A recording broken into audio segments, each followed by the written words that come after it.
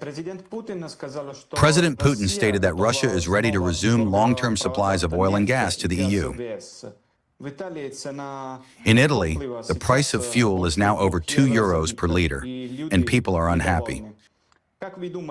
Do you believe that Trump's war against Iran and the rise in fuel prices could contribute to pushing the EU toward the normalization of relations with Russia? Thank you. You know, in order for the citizens of Italy to understand why their gasoline is so expensive, why they pay so much for utility costs,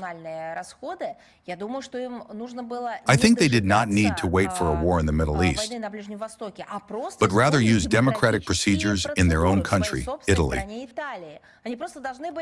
They should have asked their Italian government the question, why are relations between Italy and Russia being severed? And they are being severed on Italy's part under pressure from the European Union. Why are the United States forcing the European Union to abandon economic, energy, and cultural humanitarian relations with Russia? Why should the European Union itself prohibit energy cooperation with Russia?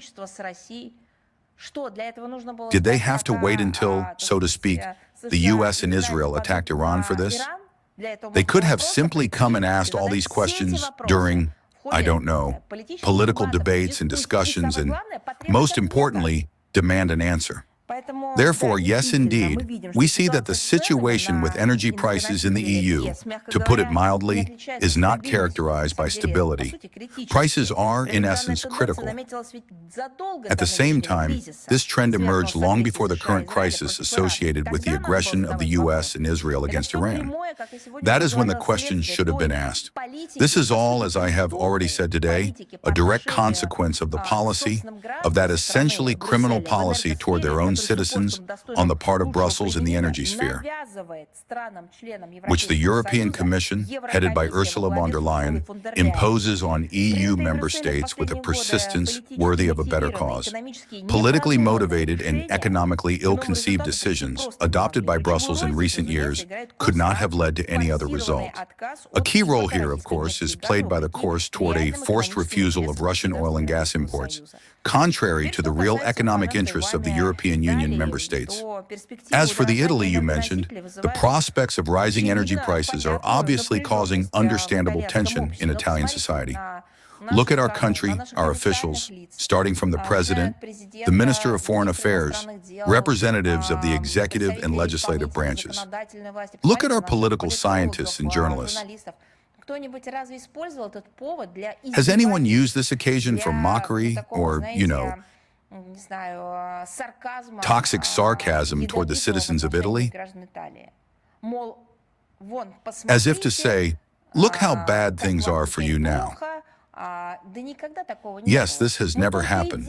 All we did was try to explain, not even so much to convince, but to explain to the citizens of Italy what is happening on the European continent.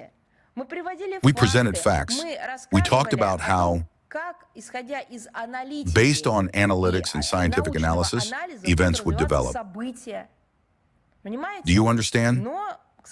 But unfortunately, and this is a great fault of the Italian mass media, the people of Italy are poorly informed by their leaders about what is happening in their country and the decisions that their government is making in the context of refusing cooperation with Russia. Enterprises on the Apennines are already paying much more for electricity than, for example, in France and Germany. According to the estimates of Italian experts, the losses from the proactive curtailment of energy cooperation with Russia since 2022 have amounted to at least €160 billion.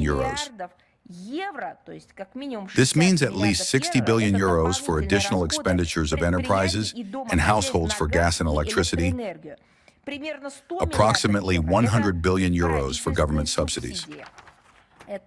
This inevitably leads to a further worsening of the overall socio-economic situation in the country.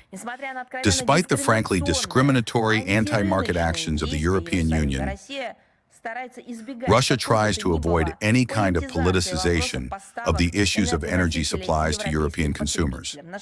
Our country has repeatedly confirmed its readiness to develop mutually beneficial energy cooperation with all constructively minded partners. During the meeting on the situation in the global oil and gas market held on March 9th, the President of the Russian Federation once again clearly outlined Russia's approaches to this issue. The conditions for the normalization of energy trade with European countries and companies are clear and simple. A guarantee of stable long-term demand and the conscientious fulfillment by our counterparties of the obligations they have undertaken. What could be simpler? Unfortunately, the current leadership of the EU is clearly not ready for the restoration of a normal dialogue. A thoughtless commitment to the Russophobic and essentially nationalist policy of the collective West conquers everything. Common sense, commitment to human rights, and indeed, democracy. The European Commission and the most belligerently minded European Union member states continue by any means, well, literally to squeeze out our energy resources from their EU market. For the sake of what? What will they replace them with? Liquefied gas at triple the price, which, still has to make its way from the United States of America to the European continent. Just look at what is happening now with maritime law and in the world ocean in general. Decisions in Brussels are still made exclusively based on the directive of the need to continue the course of confrontation with Russia at any cost. Who is calling the tune for them, I have already mentioned today.